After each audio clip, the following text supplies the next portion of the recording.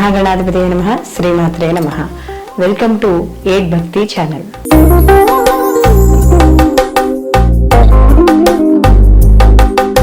గురువారం సహజంగా గురువు అనేటప్పటికీ చాలా ధైర్యం వస్తుంది. ఒక జాతకంలో గురువు కానీ బాగుంటే ఆ జాతకం ఎన్ని కష్టాలున్నా కూడా నిలబడుతుంది అని చెప్తామంటే గురువు బృహస్పతి అంత మనకి మంచినిచ్చే గ్రహం కాబట్టి ఈయన దేవగురువు కాబట్టి మనం ఏదైనా కార్యక్రమం మొదలు పెట్టాలంటే దానికి గురుబలం అనేది ఖచ్చితంగా ఉండాలి. అందుకే చూడండి, మనకి గురు మౌఢ్యమి ఉన్నప్పుడు మనకి వివాహాలు కానీ శుభ కార్యక్రమాలు కూడా ఏమి ఉండవు. కారణం ఏంటంటే అక్కడ గురుబలం ఉండదు. కాబట్టి గురుబలం లేనప్పుడు మనం ఇలాంటి శుభకార్యాలు చేపట్టడం కూడా ఉండదు.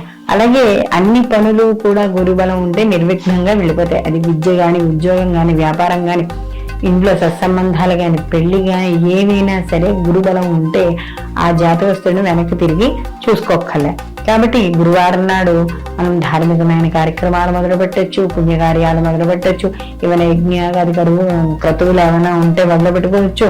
అలాగే విద్యకి, ఉద్యోగానికి, వివాహానికి, వ్యాపారానికి సంబంధించి యజ్ఞ యాగాదులు, క్రతువులు, యాత్రలు, విదేశీయానం, భవన నిర్మాణాలు, ఇలాంటివి ఏవైనా భూమి పూజలు, మంత్రానుష్ఠానాలు అన్నింటికి కూడా గురువారం అనేది చాలా మంచిది. మనకి దీంతో పాటు తారాబలం కూడా చూసుకుని, ముహూర్తాన్ని చూసుకుని ముందుకు వెళ్ళాలి. అలాగే గురువు అనుగ్రహం పొందడానికి, గురు సేవకి, ఇలాంటి వాటికి అందుకని మనకి చూడండి ప్రత్యేక గురు పౌర్ణమిని కూడా ఉంటుంది మనకి.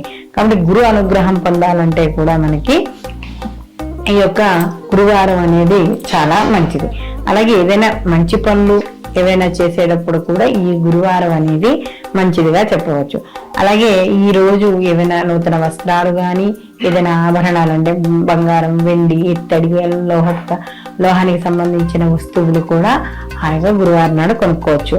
అలాగే పిల్లల్ని ఏమైనా స్కూళ్ళకి మొదటిసారి తీసుకెళ్లాలన్నా, అలాగే ఎవరైనా మనం ఏదైనా ప్రత్యేకంగా ఒక యాత్ర మొదలు పెట్టుకుంటున్నాం కాబట్టి ఈ రోజు మొదలు పెట్టుకోవచ్చు అనుకుని మొదలు పెట్టుకోవడానికి కూడా ఈ గురువారం అనేది చాలా మంచిదిగా చెప్పవచ్చు.